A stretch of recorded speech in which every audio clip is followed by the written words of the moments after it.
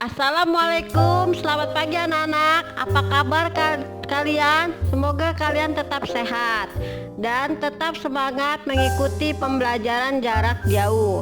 Sebelum kita belajar, kita berdoa dulu yuk. Berdoa dimulai. Berdoa selesai. Untuk hari ini Ibu akan menyampaikan materi tentang perdagangan antar daerah atau antar pulau.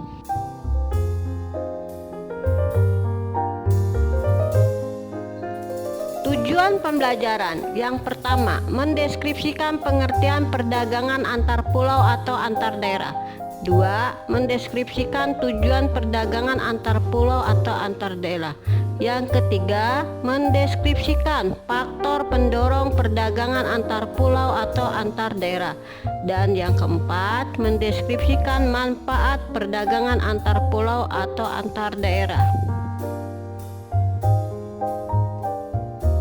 Pengertian perdagangan antar daerah atau antar pulau merupakan perdagangan yang dilakukan oleh penduduk atau lembaga suatu daerah atau pulau dengan penduduk atau lembaga suatu daerah atau pulau lain dalam suatu batas wilayah negara atas dasar kesepakatan bersama.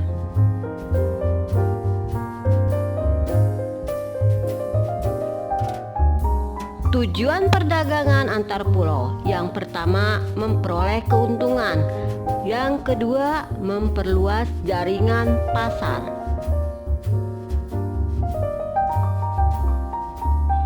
Faktor pendorong perdagangan antar pulau atau antar daerah. Yang pertama adalah perbedaan faktor produksi yang dimiliki. Sebagai contoh, daerah Pulau Jawa penghasil sayur dan buah-buahan. Daerah Pulau Sumatera penghasil kelapa sawit.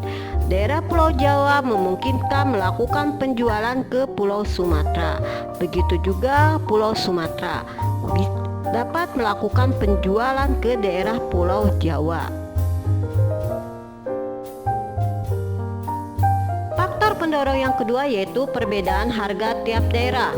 Contoh, daerah yang kaya akan buah-buahan, harga buah-buahan akan lebih murah dari harga daerah yang sedikit memiliki pohon penghasil buah-buahan. Contohnya kota Indramayu terkenal dengan penghasil buah mangga, atau kota Batu dengan apelnya.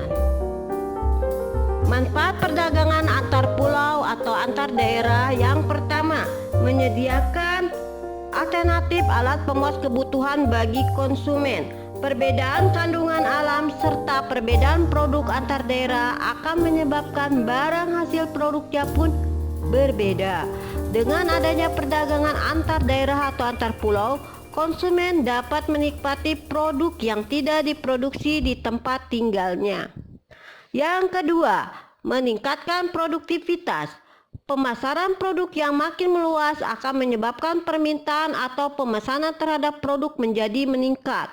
Hal ini akan mendorong produsen meningkatkan produksi sehingga meningkatkan produktivitas. Yang ketiga, memperluas kesempatan kerja bagi masyarakat. Peningkatan jumlah barang yang diproduksi dalam jumlah besar akan menyebabkan produsen butuh tenaga kerja tambahan, sehingga akan ada lowongan kerja tambahan. Selain itu, perdagangan lintas daerah yang akan memunculkan unit-unit usaha baru seperti jasa kiriman, perluasan transportasi, dan sebagainya.